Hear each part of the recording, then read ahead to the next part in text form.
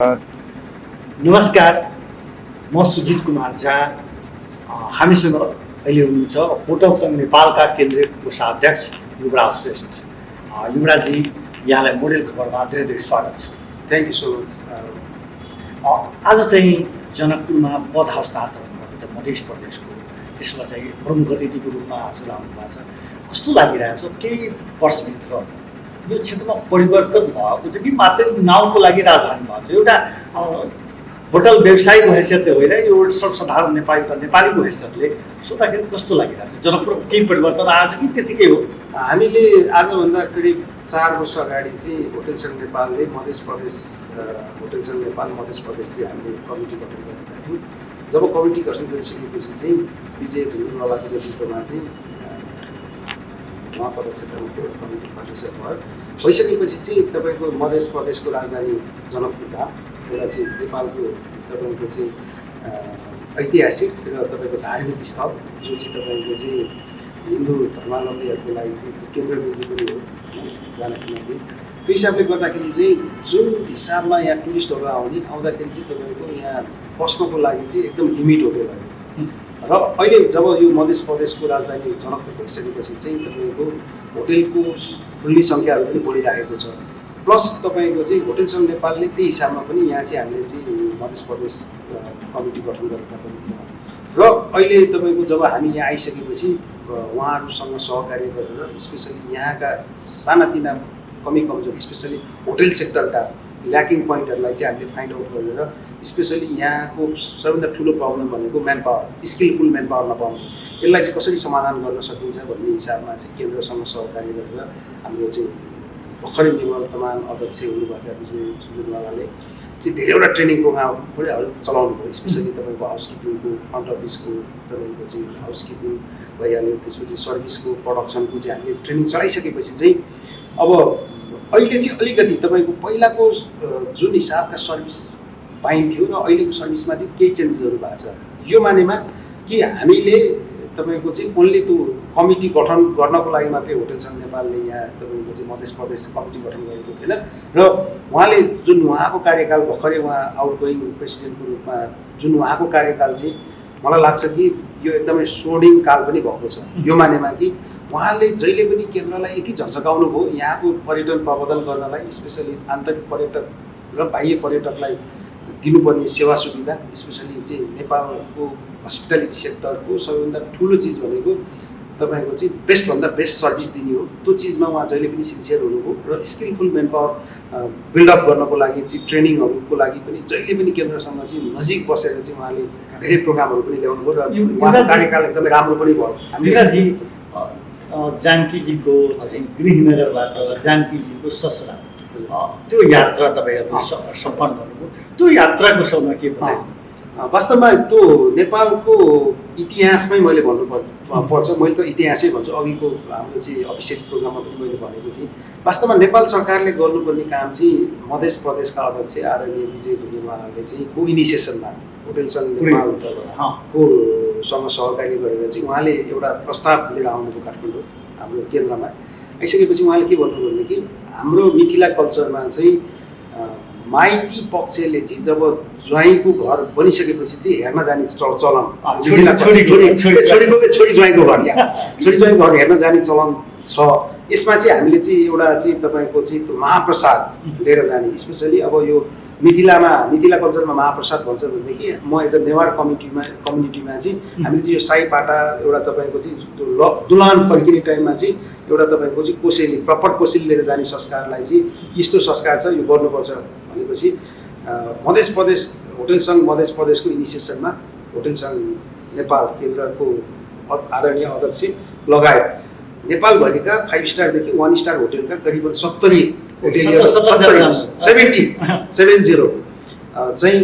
जनाको चाहिँ तपाईँको चाहिँ त्यो महाप्रसाद लिएर चाहिँ हाम्रो एउटा ठुलो टिम तपाईँको चाहिँ अयोध्या गयो र हाम्रो विजय धुलवालाको इनिसिएसनमा उहाँ त्यहाँ चाहिँ तपाईँको विशेष पूजा प्लस दर्शनको व्यवस्था पनि भएको थियो र त्यहाँ तपाईँको अयोध्याको चाहिँ तपाईँको अयोध्या विकास परिषद या समितिले चाहिँ हाम्रो लागि विशेष वेलकम पनि गर्नुभएको थियो। हाम्रो डेलिगेसन छोरीको तर्फबाट त्यहाँको चाहिँ हाम्रो चाहिँ बेटीको तर्फबाट त्यहाँ जाने ज्वाइँका लागि लिएर गएको थियो त्यसलाई कुन रूपमा स्वागत गर्यो उहाँले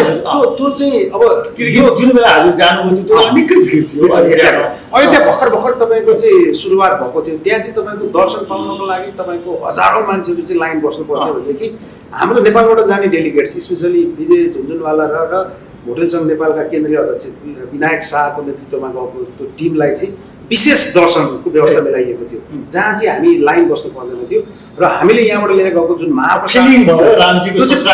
एक्ज्याक्टली त्यो लाइक हामी जसरी तपाईँको एउटा बर्यात एउटा दुलान फर्किन्छौँ नि जुन हिसाबमा वेलकम गरिन्छ र विशेष त्यो वेलकमको चाहिँ त्यो आवाज चाहिँ उहाँहरूले अयोध्या व्यवस्थापक समितिका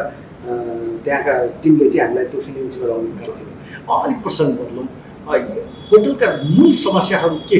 एउटा केन्द्रीय कोषाध्यक्षको हैसियतले खास गरी मध्य प्रदेशको दृष्टिमा यो एउटा हजुरले भन्नुभयो जुन रूपमा स्किल मेन पावर छैन अरू के समस्याहरू देखिन्छ सबैभन्दा ठुलो समस्या भनेको चाहिँ तपाईँ एज अ नेपाली नागरिकको नाताले तपाईँले घरको बिजुलीको पर युनिट कति तिर्नुहुन्छ एराउन्ड 12-13 रुपियाँ तिर्नुहुन्छ भनेदेखि होटल इन्डस्ट्रीले होटलले पनि तपाईँको चाहिँ हामीले जति घरमा पर युनिट बिजुलीको अमाउन्ट पे गर्छौँ त्यति नै हामी होटलले पनि पे गरिरहेछौँ यसको मतलब के हो भनेदेखि नेपालको बजेट झन्डै 16 खर्बको बजेट आउँछ भनेदेखि झन्डै नेपालको मेचीदेखि महाकालीमा होटल इन्डस्ट्रीमा लगानी भएको अमाउन्ट झन्डै 15 देखि 16 खर्ब लगानी भइसकेको छ भनेदेखि अहिलेसम्म हामीले चाहिँ तपाईँको होटलको मान्यता पाएका छैन यो सबभन्दा हाम्रो लागि सबभन्दा ठुलो दुर्भाग्य यो भनेको तपाईँको चाहिँ समग्र देशभरि चाहिँ तपाईँको होटल इन्डस्ट्रीमा लगानी गर्नेहरूको लागि चाहिँ सबभन्दा दुर्भाग्यको कुरा छ यसको लागि चाहिँ होटल सङ्घ नेपाल एकदमै लागिराखेको छ र अहिले भर्खरै चाहिँ तपाईँको चाहिँ नवनियुक्त अर्थमन्त्री आदरणीय माननीय विष्णु पौडेलसँग चाहिँ हाम्रो होटल सङ्घ नेपालको टिम डेलिगेसन गएको थियो र हाम्रो सबभन्दा ठुलो माग भनेकै जोरदार माग पनि यो छ कि होटल इन्डस्ट्रीलाई चाहिँ इन्डस्ट्रीको मान्यता दिनु पर्यो इन्डस्ट्री कमसेकम तपाईँको होटल इन्डस्ट्री मात्रै होइन हामी विदेशी विनिमय आर्जन गर्ने एउटा तपाईँको चाहिँ राम्रो सोर्स पनि हो र नेपाल सरकारको जिडिपीमा हाम्रो झन्डै योगदान तपाईँको 8.25% भइसकेको छ र हाम्रो इन्डस्ट्रीले तपाईँको प्रत्यक्ष रोजगारी 10 लाख प्लसलाई चाहिँ हामीले प्रत्यक्ष रोजगारी पनि सिर्जना गरिरहेका छौँ अहिलेको यो नेपालको यो भयावह स्थिति जो विदेशमा तपाईँको पलायन हुने जुन एउटा स्थितिलाई चाहिँ तपाईँको राम्रो अवसर क्रिएट गर्ने एउटा इन्डस्ट्री भनेको होटल इन्डस्ट्री हो त्यसले गर्दाखेरि चाहिँ अहिले जुन राज्यबाट पाउनुपर्ने सुविधा चाहिँ हामी व्यवसायीहरूले पाइरहेका छैनौँ त्यसले गर्दाखेरि अहिले हामी मेचीदेखि महाकालीसम्म सातै प्रदेशमा आबद्धता भएका होटल व्यवसायीहरूको एउटै भोइस के छ भनेदेखि होटलले अब तपाईँको चाहिँ उद्योगको मान्यता पाउनु पर्यो भन्ने हाम्रो वान भोइस छ यसको लागि चाहिँ केन्द्र प्रदेश सातै प्रदेशका चाहिँ साथीहरू चाहिँ हामी लागिरहेका छौँ र यसलाई वान भोइस भएर चाहिँ हामी लबिङ पनि गरिरहेका छौँ यदि यो भएको खण्डमा तपाईँको चाहिँ मध्य प्रदेशमा जति पनि होटल व्यवसायीहरू हुनुहुन्छ उहाँहरू सबैले चाहिँ हामीले चाहिँ हाम्रो लागि एउटा त गुड न्युज बन्छ र त्यसबाट राज्यबाट पाउनुपर्ने सेवा सुविधाहरू हामीले धेर थोर पाउने अवस्था हुन्छ कोरोना कालमा होटल व्यवसाय सबैभन्दा पीडित थियो सबैभन्दा मारमा थियो त्यसबाट हामी अगाडि बढिसकेका छौँ के छ यस हामीले कोरोना मात्रै होइन हामीले धेरैवटा यस्तो फेजहरू होटल इन्डस्ट्रीले भयो जस्तो तपाईँको चाहिँ 2000तिर तपाईँको चाहिँ इन्डियन एयरलाइन्स हाइजेक भइसकेपछि नेपालको टुरिज्म ध्वस्त भयो त्यसपछि तपाईँको ऋतिक रोशन काण्ड भयो जतिखेर चाहिँ तपाईँको ऋतिक रोशनले चाहिँ नेपालको बारेमा एउटा नेगेटिभ न्युज बोलिदिएको भयो चाहिँ जानेर बोल्यो नजानेर बोल्यो तर त्यतिखेर तपाईँको इन्डियन टुरिस्टहरूलाई खोजी नेपाली नागरिकहरूले चाहिँ तपाईँको चाहिँ मिसबिहेभ गर्नुभयो र त्यसले पनि ठुलो इफेक्ट गर्यो त्यसपछि तपाईँको चाहिँ देश द्वन्द्वमा फस्यो त्यसपछि करिबन हामी चाहिँ 5 देखि 6 वर्ष तपाईँको चाहिँ नेपालको टुरिज्म अस्तव्यस्त भयो त्यसपछि तपाईँको चाहिँ हामीले तपाईँको नाकाबन्दी भोग्यो तपाईँको चाहिँ महाभूकम्पको उसमा भोग्यो यी सबै चिजहरू हामी चाहिँ फेस गर्दै गर्दै तपाईँको चाहिँ धेरै ठुला प्रब्लमहरू हामीले फेस गर्यौँ जब निस्किसकेका थियौँ तपाईँको कोभिड आयो नसोचेको कुरा यी चिजले चाहिँ तपाईँको चाहिँ हामीलाई चाहिँ हामी जबरजस्ती तपाईँको चाहिँ होटल आफ्नो व्यवसायहरू गरेर बसिरहेका थियौँ भनेदेखि कोभिड यस्तो एउटा चिज आयो जसले चाहिँ तपाईँको चलिरहेको होटललाई चाहिँ ताला लगाएर हामी घरमा बस्नुपर्ने बाध्यता रह्यो र यसले पक्कै पनि नेपाललाई मात्रै होइन वर्ल्डको टुरिज्मलाई एकदमै ठुलो हिट तपाईँको इफेक्ट गर्यो र तपाईँको त्यसबाट पनि हामी नेपालको कन्टेक्स्टमा हामी सबभन्दा ठुलो इम्प्याक्ट परेको सेक्टर भनेको टुरिज्म, त्यसमा पनि होटल सेक्टरलाई बढी इफेक्ट गरेको थियो र त्यतिखेर धेरै होटलहरू तपाईँको चाहिँ अहिले पनि उहाँहरू चाहिँ तपाईँको तौलिन सक्नु भएको छैन भनेदेखि अहिले तपाईँको सर्दर नेपालको होटल सेक्टरको अकुपेन्सीहरू पनि 30%को रेसियोमा चाहिँ आइरहेको छ र नर्मल्ली हामी तपाईँको होटल इन्डस्ट्रीलाई सर्भाइभ गर्ने हो भने हामीलाई मिनिमम 50% अकुपेन्सी भयो भने हामी सर्भाइभ हुन सक्छौँ भनेदेखि त्यतिखेर जब कोभिड भइसकेपछि नेपाल सरकारले हामीलाई सब्सिडी लोनहरूको पनि व्यवस्था गर्यो त्यो जो चाहिँ तपाईँको 12 महिना 1 वर्षको लागि दिएको थियो भनेदेखि अहिले अब तपाईँको त्यो चिजहरू सबै त्यो हटिसकेको छ किनभनेदेखि त्यो सुविधाहरू अहिले हामीले पाएका छैनौँ र त्यसले गर्दाखेरि चाहिँ अब कोभिडको ह्याङओभर चाहिँ हाम्रो इन्डस्ट्रीबाट निक्लिसकेको अवस्था चाहिँ छैन। अब राज्यले विशेष सुविधा दिनुपर्ने थियो जुन राज्यले दियो पनि तर त्यो एकदमै कम भयो किनभने हामीलाई 1 वर्षको एउटा प्याकेज दिनुभएको थियो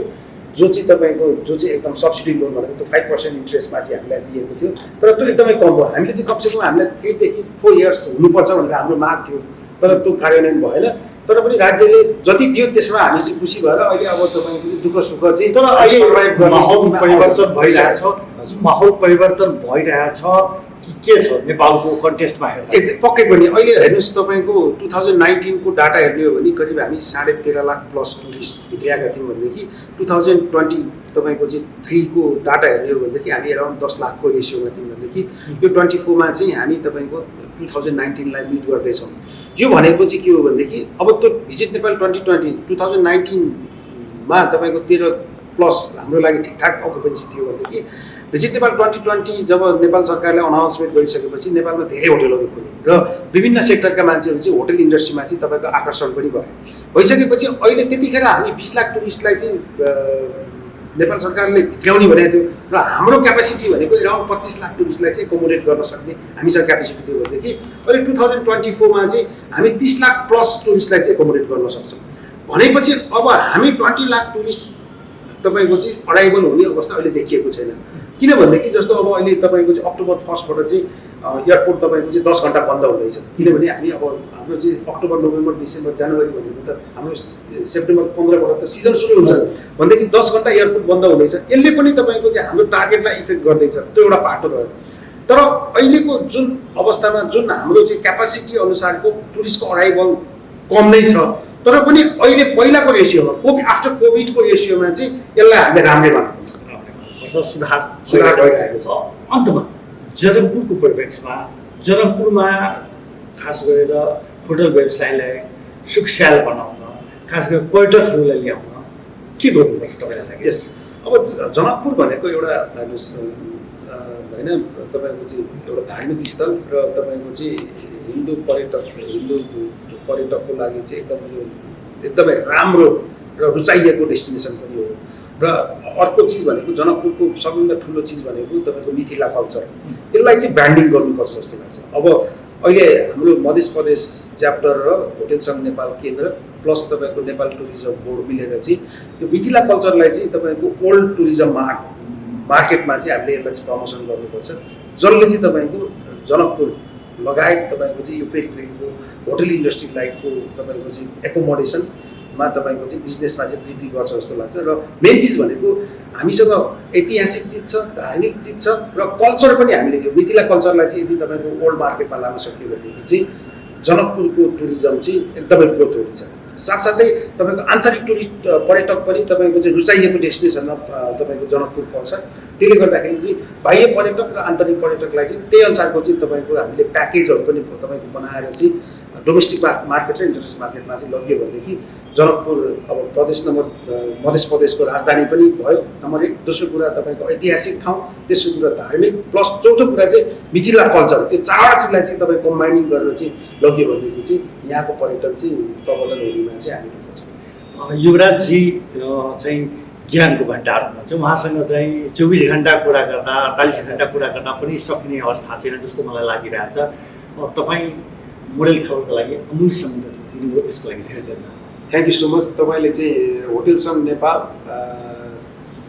एज अ केन्द्रको कोषाध्यक्षको रूपमा जुन अवसर दिनुभयो र स्पेसली तपाईँको चाहिँ मध्य प्रदेशका बारेमा र होटेल इन्डस्ट्रीको बारेमा समग्र नेपालको र मध्य प्रदेश स्पेसली जनकपुरको बारेमा जुन 2 शब्द बोल्ने अवसर दिनुभयो धेरै धेरै धन्यवाद। Thank you so much. उहाँ हुनुहुन्थ्यो युवराज श्रेष्ठ होटल सङ्घ नेपालका केन्द्रीय कोषाध्यक्ष र उहाँ चाहिँ खास गरेर मध्य प्रदेश जनकपुर र समग्र नेपाल एकातिर टुरिज्मको अवस्था, पर्यटकहरू कति आइरहेछ त्यसको अवस्था र हामीले कति फेसिलिटी दिइरहेछौँ उहाँहरूलाई र राज्यसँग हाम्रो चाहना के रहेछ त्यो सम्बन्धमा उहाँले आफ्नो धारणा राख्नु भएको थियो। मोडेल खबरबाट म सुजित कुमार झा आज्ञा चाहन्छु। नमस्कार।